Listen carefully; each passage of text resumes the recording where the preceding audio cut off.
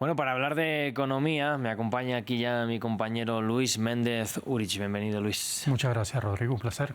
Hoy vamos a hablar de Estados Unidos, ¿verdad? Porque afronta un momento crucial que, bueno, vamos viendo cada poco tiempo es ese posible cierre, bueno, del Estado por las cuentas, porque hay que cuadrar las cuentas, pero parece que todo va bien en esta ocasión. Sí, recordemos que siempre en los últimos años hemos vivido esta situación, un temor a un cierre de gobierno por precisamente las situaciones respecto al gasto, poner un límite. Ya hablamos que es un terreno conocido para los representantes de la Cámara Alta, pero en la previa de la votación que se llevará a cabo este viernes, el presidente Donald Trump elogió la postura del líder de la minoría demócrata en el Senado, Chuck Schumer, quien dio marcha atrás a su intención inicial de voto en contra y anunció que respaldaría el proyecto de financiación de gasto. Felicitaciones a Chuck Schumer por hacer lo correcto. Tuvo agallas y coraje. Se avecinan grandes recortes de impuestos. La solución al problema de los incendios en Los Ángeles, el proyecto para el techo de deuda y mucho más. Deberíamos trabajar juntos en esta situación tan peligrosa. Una no aprobación sería devastadora para el país. La aprobación nos llevaría a nuevas alturas. Así lo ha referido el presidente Donald Trump. La postura de Schumer se sostuvo en que no quería un cierre de gobierno. Los demócratas en el Congreso, primero en la Cámara de Representantes, donde el proyecto de ley se aprobó el pasado martes, y luego entre algunos senadores que, entre otras cosas, indican que ese proyecto de ley le otorga a la administración de Donald Trump la discreción para sus decisiones de gasto. También reduciría el gasto no relacionado en defensa en aproximadamente unos 13.000 millones de dólares respecto al año anterior y aumentaría el gasto en defensa en unos 6.000 millones de dólares. La aprobación del proyecto de ley requiere 60 votos. Recordemos que el Senado actualmente está dominado por los republicanos, cuentan con 53 escaños, pero medios estadounidenses no descartan que tras la posición de Schumer, algunos demócratas voten por él mismo.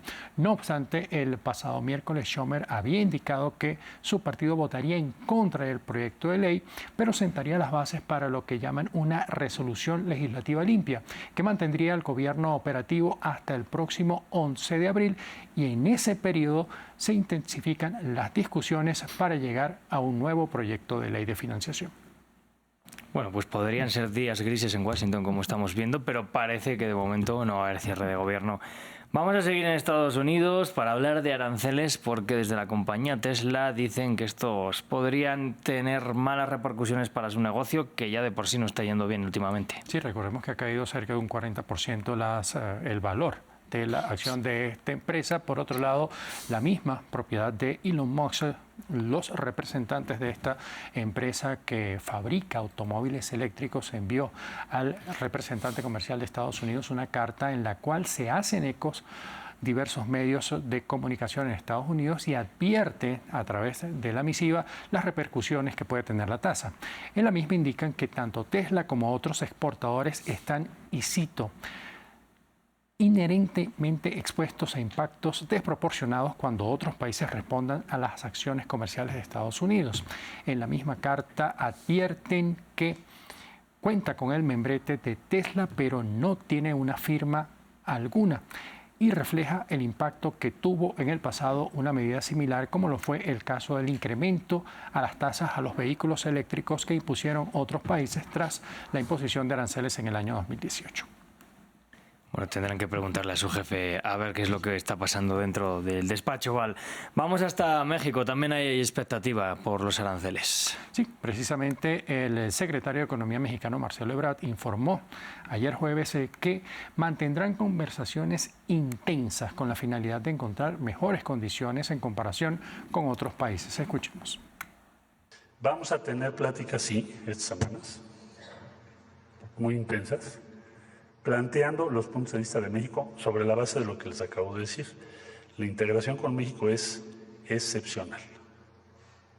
No hay ningún otro país, ni Canadá, con la que se tenga una integración económica como la que hay entre México y Estados Unidos. Entonces actuaremos con sangre fría, resolución, firmeza y conseguir la mejor posición posible. de México respecto a cualquier otro país.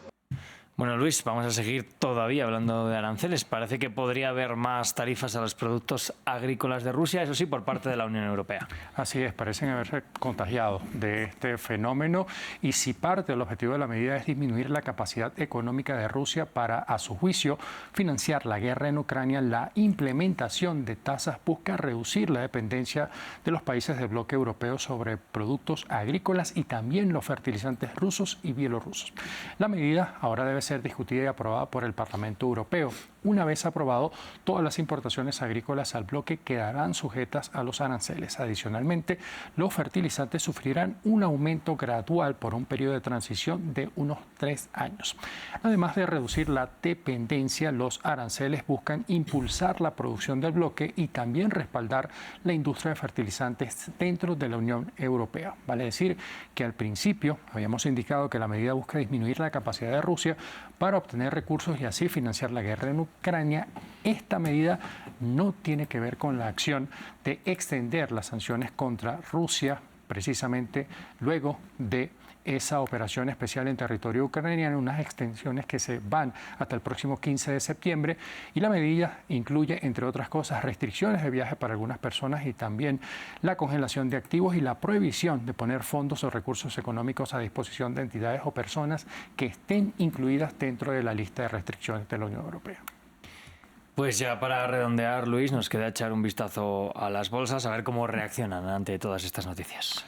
Las bolsas, vamos a empezar conversando con Estados Unidos porque Wall Street, la principal bolsa del mercado de Nueva York, opera en terreno positivo, pero esto no va a evitar las pérdidas que se encaminan a una cuarta semana de caídas. Europa cerró en terreno positivo, dejaron de lado las preocupaciones por los aranceles de Donald Trump. Los inversores están sintiendo la confianza de que las instituciones europeas podrán negociar con el gobierno de Estados Unidos, pero básicamente en el viejo continente los mercados se dejaron llevar por la noticia que el ganador de las elecciones en Alemania, Friedrich Merz, anunció ese acuerdo para revisar las reglas de deuda en la nación. En Asia hubo ganancias moderadas, pero estas fueron más altas en Hong Kong y Shanghái. Todo esto después que la Administración de Regulación Financiera de China emitió un aviso instando a las instituciones a desarrollar las finanzas del consumidor. Básicamente, prefieren más gastos y a través de la tarjeta de crédito. Por último, damos un vistazo al precio del oro, este activo refugio que superó la barrera de los $3.000 la onza a lo largo de la jornada. Muchos están tomando nuevamente el oro como ese activo refugio para protegerse ante la incertidumbre de los aranceles. Pues Luis, esto es todo por el día, por la semana. Te deseamos un buen fin de semana. Muchas gracias, Rodrigo. Un placer.